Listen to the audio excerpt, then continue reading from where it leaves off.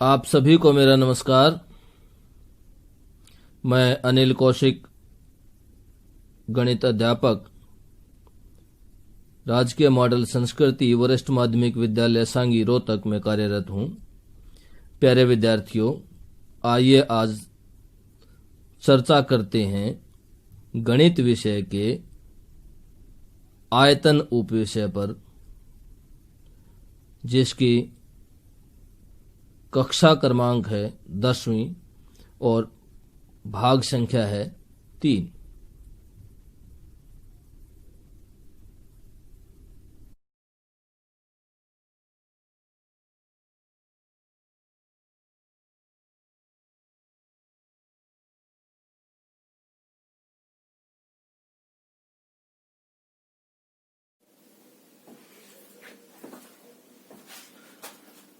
आप सभी को मेरा नमस्कार। मैं अनिल कौशिक, गणित अध्यापक, राजकीय मॉडल संस्कृति वरिष्ठ माध्यमिक विद्यालय सांगी रोहतक में कार्यरत हूं। प्यारे विद्यार्थियों, आइए आज चर्चा करते हैं आयतन उपविषय पर। 10वीं कक्षा के गणित विषय के आयतन उपविषय पर चर्चा करते हैं। देखिए, सबसे पहले हमें आयतन समझना होगा कि आयतन है क्या। देखिए, आयतन को दूसरे नाम से धारिता के नाम से भी पुकारा जाता है, धारिता भी बोला जाता है आयतन को। धारिता होता क्या है? धारिता एक तरह से धारण करने की शक्ति है। मैं यहाँ पर एक मेरे सामने मैंने एक ठोस लिया है। इसमें ध्यान से समझिएगा कि आयतन क्या है। ये एक बेलनाकार आकृति है या बेलनाकार ठोस है। इसका आयतन कैसे निकाला जाएगा? इसमें हम कितना पानी डाल सकते हैं, कितना लिक्विड भर सकते हैं, मतलब इसमें कितना स्पेस इसने लिया है, कितनी जगह इसने घेरी है 3D में इसने कितना स्पेस लिया है, वो इसका क्या है? आयतन है या धारिता है, धारण करने की शक्ति कि ये कितना स्पेस इसने धारण किया है, लिया है। तो इस तरह से हम आयतन के बारे में समझे कि आयतन वास्तव में होता क्या है। अब देखिए, 10वीं कक्षा की जहां तक बात है, 10वीं कक्षा में जो सिलेबस में दिए गए हैं उनमें 3 जो ठोस हैं उनका आयतन अभी हम देखेंगे, और फिर 3 जो दूसरे ठोस हैं उनका आयतन हम बाद में निकालेंगे। पहले किन ठोसों का आयतन निकाल रहे हैं? हमने इनको 2 भागों में डिवाइड किया है कि ऐसे ठोस जो ऊपर से नीचे तक एक जैसे हैं। जैसे हम बात करें घनाभ ऊपर से नीचे तक एक जैसा होता है, ये देखिए। और घन के ऊपर बात करें तो घन भी ये देखिए, नीचे क्या है? आधार और ऊपरी हिस्सा घन का भी क्या होता है? समान होता है। और इसी तरह से बेलन का भी आधार और ऊपरी हिस्सा क्या होता है? समान होता है। तो इन तीनों ठोसों के आयतन पर चर्चा करते हैं कि इनका आयतन कैसे निकलेगा।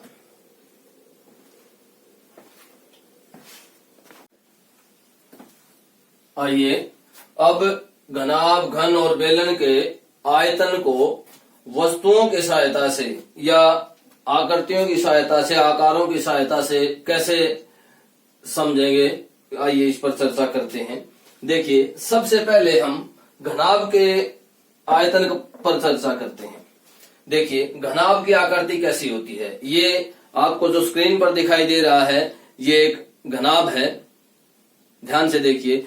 आप अगर उदाहरण के रूप में देखना या महसूस करना चाहते हैं या सोचना चाहते हैं तो आप एक कमरे को ले सकते हैं जिसकी लंबाई, चौड़ाई और ऊंचाई अलग अलग है। तो आप घनाभ देखिए, ये आपके पास जो आकृति है, इस तरह की आकृति जो हम अक्सर देखते हैं, ये इस तरह की जो आकृति हम देखते हैं, इसमें ये लंबाई, ये चौड़ाई और ये जो है ये ऊंचाई होती है। तो इस तरह की आकृति कैसी आकृति होती है? घनाभ की आकृति होती है। और इसमें सबसे जो इम्पोर्टेंट बात क्या है वो है इसका आधार और इसका ऊपरी फलक। ये दोनों इसमें क्या होते हैं? सेम होते हैं। मतलब जब घनाभ है तो उसका आधार को अगर हम ऊपर उठाना शुरू कर दें, किसी ऊंचाई तक लेके जाएं, तो वो क्या कहलाता है? घनाभ कहलाता है। और आधार क्या होता है इसका आधार एक आयत होती है, वर्ग भी हो सकती है। तो उसको जब हम ऊपर तक ले जाते हैं तो वो क्या बन जाता है? घनाभ बन जाता है, उसको एक ऊंचाई दे दी जाए। तो इस तरह से जब हम घनाभ का आयतन निकालेंगे, जब हम घनाभ के आयतन के ऊपर बात करेंगे, तो हम किस तरह से इस फार्मूले को याद रखें कि घनाभ का आयतन का फार्मूला क्या होता है। तो हम क्या करेंगे कि आधार का क्षेत्रफल निकाल लेते हैं। क्या निकाल लेते हैं? आधार का क्षेत्रफल निकाल के, और उसको जितनी भी ऊंचाई तक हम लेके गए हैं उस ऊंचाई से गुणा कर दें तो इस घनाभ का क्षेत्रफल निकल आएगा। तो देखिए, आधार का क्षेत्रफल, आयतन जब हम इसका निकालेंगे, आयतन कैसे निकलेगा? आधार का क्षेत्रफल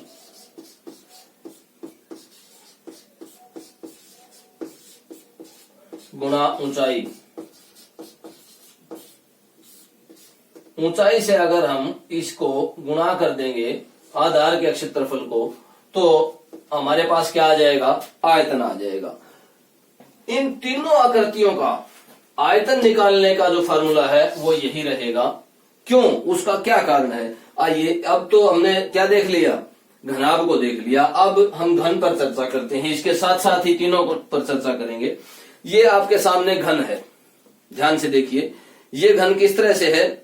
इसकी लंबाई, चौड़ाई और ऊंचाई जो है वो तीनों ही क्या है? समान है। तो घन की आकृति देखिए किस तरह की होगी। ध्यान बढ़ाते हैं घन की आकृति।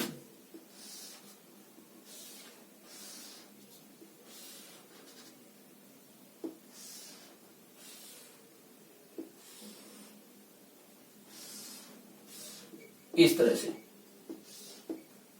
ये देखिए, ये लंबाई, या आप इसको सबको एक जैसा ही, ये भी ए है, लंबाई, चौड़ाई और ऊंचाई तीनों ही क्या है? ए है।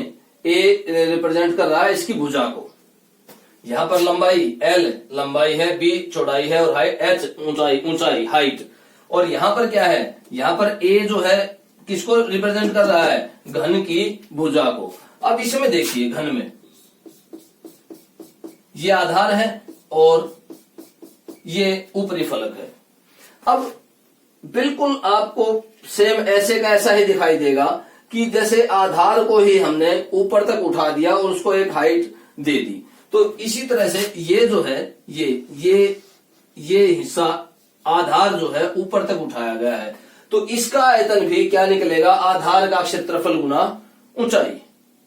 अब आइए बेलन पर चर्चा करते हैं। ये देखिए, ये आपके सामने एक बेलनाकार वस्तु है और इसका आधार क्या है?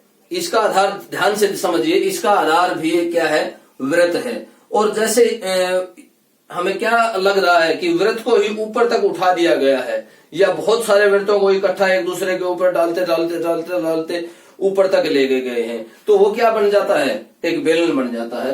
तो इसमें भी बेलन की आकृति देखिए, समझिए। इस तरह से बिल्कुल ऊपर से नीचे तक क्या होती है? समान होती है। इस तरह से ये क्या है? ये बेलन की क्या है? हाइट है, ऊंचाई, और ये रेडियस। अब देखिए, इसी यहां पर क्या है? ये एक सर्कल है। आधार जो है सर्कल है और आधार को ही हमने ऊपर तक उठा दिया। बिल्कुल सेम यहां से देखिए, ये जो आधार है इसी को हम ऊपर तक लेके गए और हमने एक हाइट तक, एच हाइट तक दे दिया। और इन तीनों ही आकृतियों का आयतन किस तरह से निकलेगा? आधार का क्षेत्रफल गुना ऊंचाई। अब देखिए, पहले अब घनाभ के आयतन पर चर्चा करते हैं, लिखते हैं। आधार का क्षेत्रफल, आधार क्या है? आधार एक आयत है और आयत का क्षेत्रफल कैसे निकलेगा? लंबाई गुना चौड़ाई। आधार का क्षेत्रफल कैसे निकलेगा? लंबाई गुना चौड़ाई। तो आधार का क्षेत्रफल क्या आ जाएगा? L B. अब इसको किससे गुणा करना है? ऊंचाई से, हाइट से। और तो किससे गुणा कर देंगे, हाइट से गुणा कर देंगे और इसका क्या आ जाएगा, LBH। तो घनाभ का जब आयतन हम निकालेंगे तो आधार का क्षेत्रफल LB गुणा ऊंचाई H, LBH। अब देखिए घन का क्षेत्र, घन का आयतन कैसे निकालेंगे। तो घन के आयतन में भी क्या करेंगे, आधार का क्षेत्रफल गुणा ऊंचाई करेंगे। यहां पर आधार का क्षेत्रफल क्या है, आधार क्या है इसका, घन का आधार क्या होता है, स्क्वायर। तो स्क्वायर का क्या होता है, भुजा गुणा भुजा। तो क्या आ जाएगा ये, A गुणा A। अब इस एरिया को अगर हम ऊंचाई से ही गुणा कर देते हैं तो क्या आ जाएगा, इस तरह से इसका क्या आएगा, A3। क्या आ जाएगा, एरिया A3। इस तरह से हमने घन का एरिया निकाला ना, आयतन निकाला A3। अब बेलन के ऊपर बात करते हैं, बेलन का कैसे आएगा। देखिए बेलन का आयतन कैसे आएगा। बेलन के आयतन निकालने के लिए हमें आधार का क्षेत्रफल चाहिए। आधार का क्षेत्रफल क्या बनेगा, क्या है यहाँ पर बेलन में, एक सर्कल है, वृत्त है। तो वृत्त का क्षेत्रफल क्या होगा, ये आधार का क्षेत्रफल निकाल रहे हैं हम इसका। वृत्त का क्षेत्रफल क्या होगा, पाई आर स्क्वायर। क्या होगा, पाई आर स्क्वायर। अब हमें किससे गुणा करना है, हाइट से। तो गुणा में h कर देते हैं तो क्या आ जाएगा, पाई आर स्क्वायर h। तो इस तरह से हमने घनाभ का आयतन निकाला LBH, घन का आयतन क्या निकाला, 1 को 3 बार गुणा किया A3, और बेलन का आयतन क्या निकाला, पाई आर स्क्वायर h।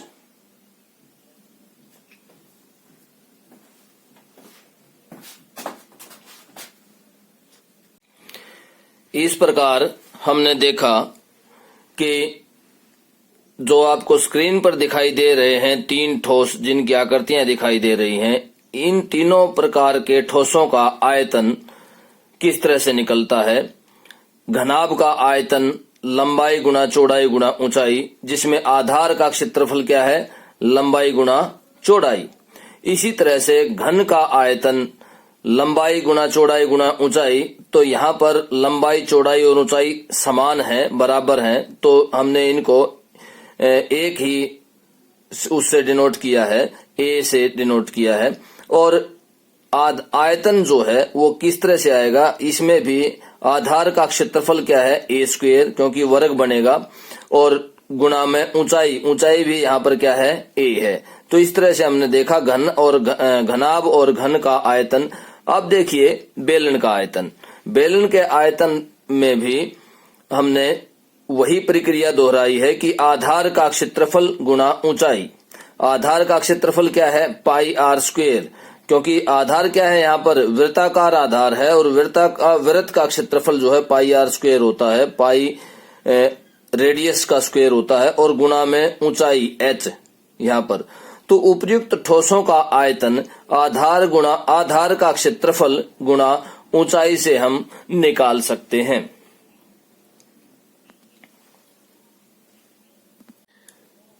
आइए अब शंकु के आयतन पर चर्चा करते हैं। जैसा कि आपको चित्र में दिखाई दे रहा है, हमें एक बेलन दिखाई दे रहा है, और इस बेलन के आयतन की सहायता से हम शंकु का आयतन ज्ञात करेंगे। अब आपके सामने स्क्रीन पर एक बेलन के अंदर एक शंकु बनाया हुआ है। शंकु के मैं बिंदु लिखता हूं O A B। O A B इसमें एक शंकु बना हुआ है इस बेलन के अंदर। तो सबसे पहले हम देखते हैं कि बेलन का आयतन क्या होता है। बेलन का आयतन देखते हैं, जो हमने अभी अभी निकाला था। बेलन का आयतन पाई आर स्क्वायर h। यहाँ पर पाई 22/7 या जो भी आपको दी जाएगी क्वेश्चन के अनुसार, और आर क्या है, रेडियस है, और h क्या है, ऊंचाई है। ये बेलन की और शंकु की ऊंचाई इसमें समान है, और रेडियस भी क्या है, समान है। अब शंकु का आयतन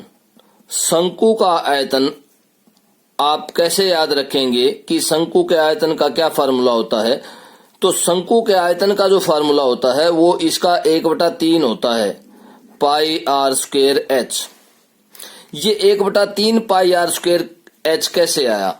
आप 10th क्लास में पढ़ते हैं, 10वीं कक्षा के लेवल पर जब हम ये चीज सिखाएंगे तो आपको इतना ही जानना काफी है कि अगर हम समान ऊंचाई वाले बेलन और शंकु लेते हैं और जिनकी त्रिज्या भी क्या है, समान है, तो जब हम उस शंकु आकार ठोस को पानी से भर के और इस बेलनाकार ठोस में डालेंगे तो 3 शंकु पूरे के पूरे भरकर हम इसमें डालेंगे तो ये बेलनाकार जो ठोस है ये पूरा भर जाएगा। तो इस तरह से हम कह सकते हैं कि बेलन का आयतन जो है वो शंकु के आयतन का 3 गुना होता है, अर्थात शंकु का आयतन बेलन के आयतन का तीसरा हिस्सा होता है, 1/3 होता है। तो इस तरह से हम शंकु का आयतन याद रखेंगे कि बेलन के आयतन का 1/3 भाग होता है और पाई आर स्क्वायर एच को अगर हम 1/3 से गुणा कर देते हैं तो हमारे पास क्या आ जाएगा, शंकु का आयतन निकल आएगा। आइए अब गोले के आयतन पर चर्चा करते हैं। जैसा कि आपको चित्र में दिखाया जा रहा है कि आपको स्क्रीन पर 2 शंकु दिखाई दे रहे हैं और एक गोला दिखाई दे रहा है। दोनों शंकु समान ऊंचाई वाले हैं, जिनकी ऊंचाई गोले की ऊंचाई कह सकते हो आप या व्यास कह सकते हो, गोले के व्यास के बराबर है और त्रिज्या गोले की त्रिज्या के बराबर है। दोनों शंकुओं की त्रिज्या समान है और ऊंचाई भी समान है। आपको चित्र में भी स्पष्ट रूप से दिखाई दे रहा है कि सभी की ऊंचाई अगर आप 2D के अनुसार देखें, द्विविमीय आकृतियों के अनुसार देखें तो सभी की ऊंचाई समान है और त्रिविमीय आकृतियों के अनुसार भी देखें तो गोले की जो त्रिज्या का 2 गुना है, अर्थात व्यास जो है गोले का, ये गोले का व्यास है, इस गोले का व्यास दोनों शंकुओं की ऊंचाइयों के बराबर है। ये देखिए इस शंकु की ऊंचाई क्या है, एच। एच किसके बराबर है, 2r के बराबर है यहाँ पर। और ठीक इसी तरह से भी इस शंकु की ऊंचाई भी गोले के व्यास के बराबर है, ये गोले का व्यास है। और इस तरह से गोले का अर्ध व्यास क्या है, r है। और दोनों शंकुओं की त्रिज्या जो है वो गोले की त्रिज्या के बराबर है। जैसे पहले शंकु की त्रिज्या है r, वो दूसरे शंकु की भी त्रिज्या r है और गोले की भी त्रिज्या क्या है, r है। हम जानते हैं कि शंकु का आयतन क्या होता है, 1/3 पाई आर स्क्वायर एच। इसी तरह से दूसरे शंकु का आयतन भी क्या होगा, 1/3 पाई आर स्क्वायर एच। अब हम इन दोनों शंकुओं के आयतन से गोले का आयतन ज्ञात करेंगे। देखिए जब हम व्यवहारिक दृष्टि से देखते हैं, अगर हमारे पास समान इस तरह से समान ऊंचाई और समान अर्धव्यास वाले या समान त्रिज्या वाले गोले और 2 शंकु हैं, तो दोनों शंकुओं को अगर हम पानी से भर के गोले में डालते हैं तो गोला पूरा भर जाएगा। तो इस तरह से गोले का आयतन हम दोनों शंकुओं के आयतन के जोड़ के रूप में ज्ञात करेंगे।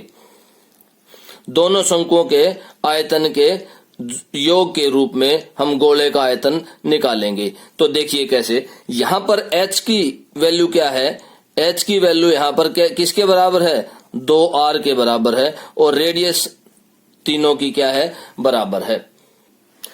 अब हम दोनों शंकुओं के आयतन का योग ज्ञात करते हैं।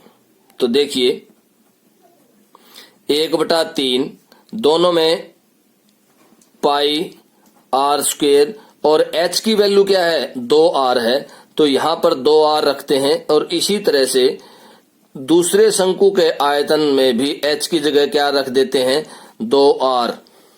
अब इनको कैलकुलेट करते हैं। इस तरह से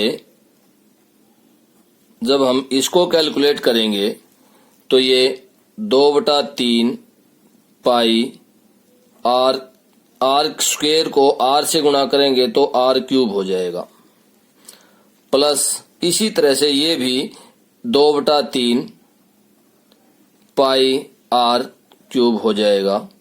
और जब इन दोनों को जोड़ेंगे, इन दोनों का जोड़ करेंगे तो 2/3 और 2/3 मिलकर के क्या बन जाएगा, 4/3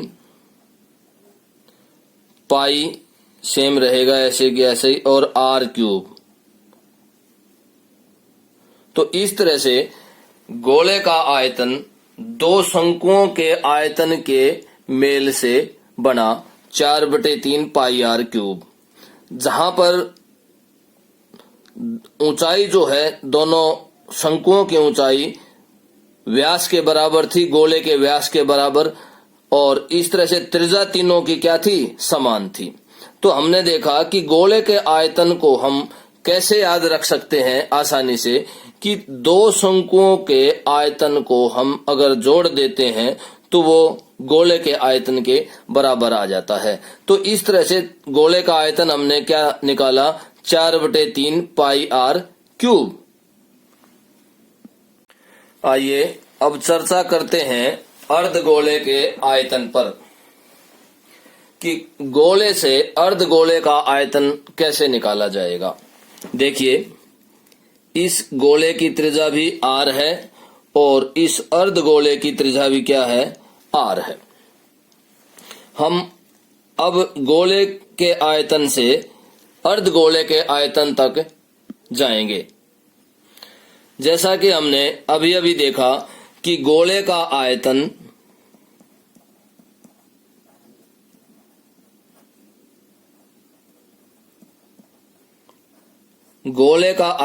क्या होता है, 4/3 पाई आर क्यूब। तो इसी तरह से हम गोले से अर्धगोले, अर्धगोले का मतलब है गोले का आधा हिस्सा, ये पूरा गोला है, ये गोला है, और ये क्या है, ये है अर्धगोला।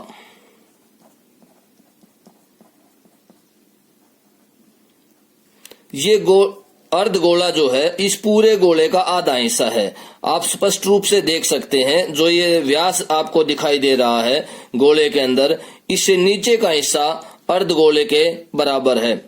तो ये अर्धगोले का अगर हम आयतन निकालेंगे तो वो गोले के आयतन का आधा हो जाएगा। तो इस तरह से देखिए, गोले का आयतन हमारे पास क्या है, 4/3 पाई आर क्यूब। अब हम अर्धगोले का आयतन निकालेंगे।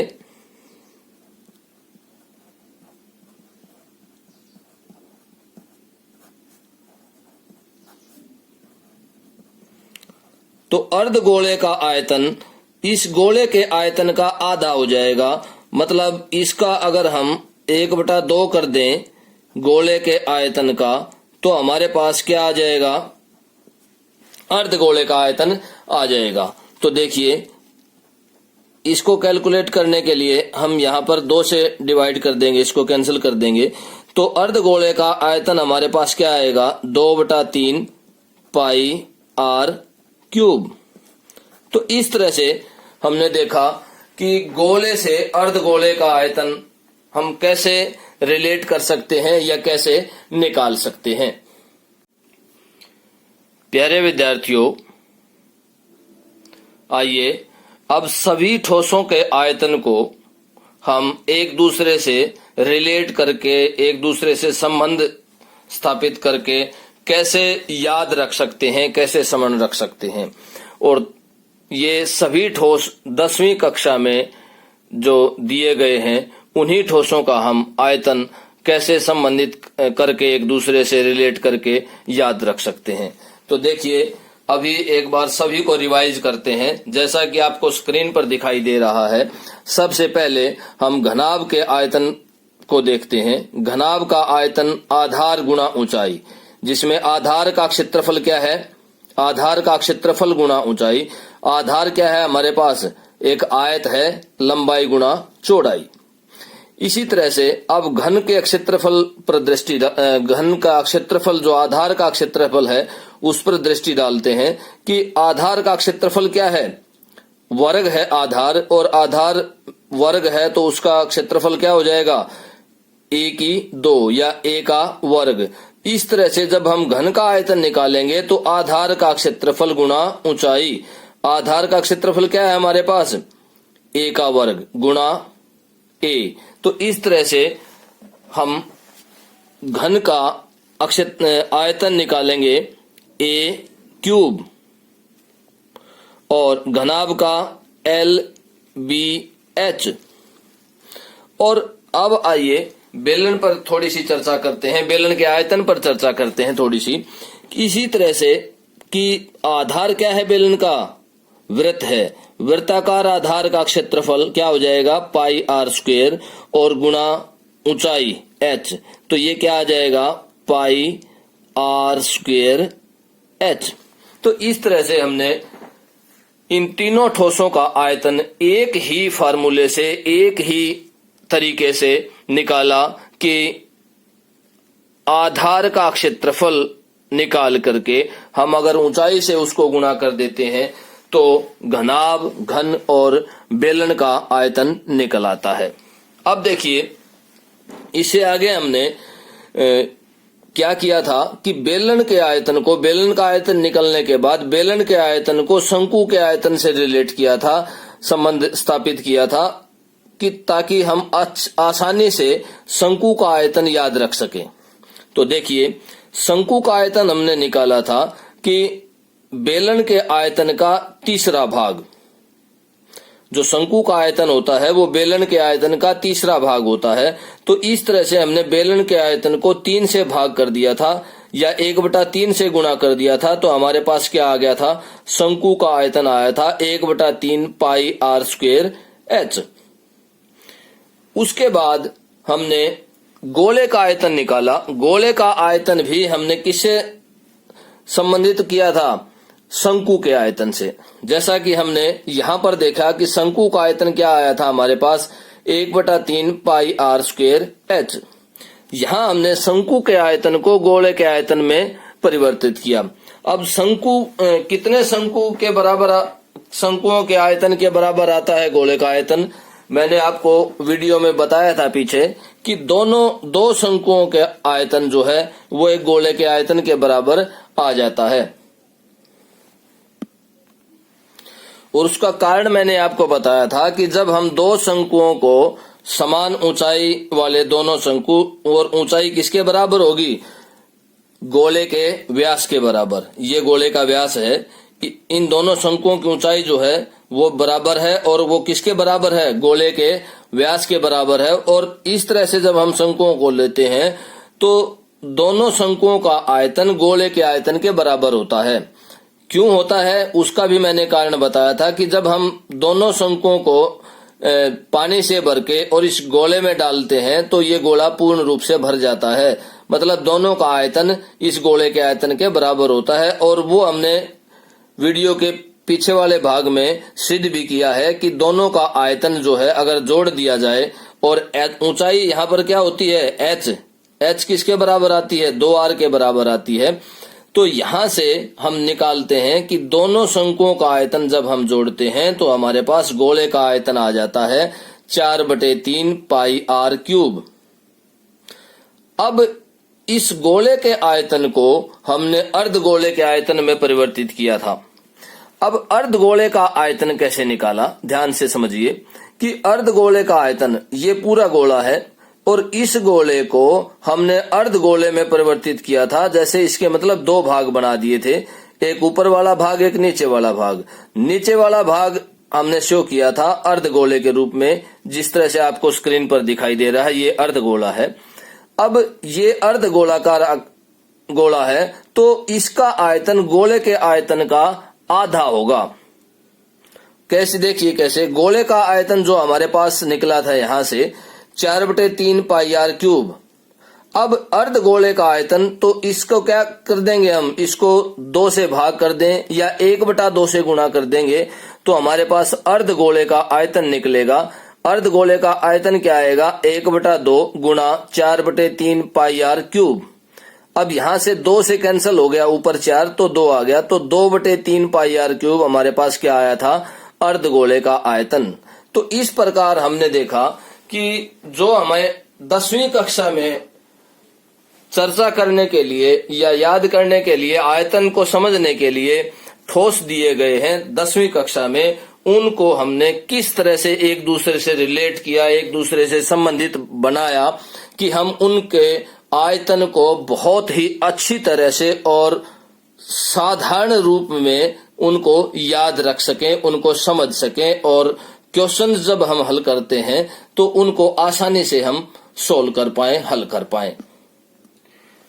प्यारे विद्यार्थियों, अंत में इतना ही कहूंगा कि अगर आप इस तरह से सभी जो आयतन के फार्मूले हैं उनको रिलेट करके याद करते हैं, उनको एक दूसरे से संबंधित करके याद करते हैं या समझते हैं, तो आप बहुत ही आसानी से मेंसुरेशन के चैप्टर में आयतन से संबंधित क्वेश्चंस बहुत ही सरल तरीके से हल कर पाएंगे और समझ पाएंगे। आशा करता हूं वीडियो से आपको काफी कुछ सीखने को मिला होगा। बहुत बहुत धन्यवाद।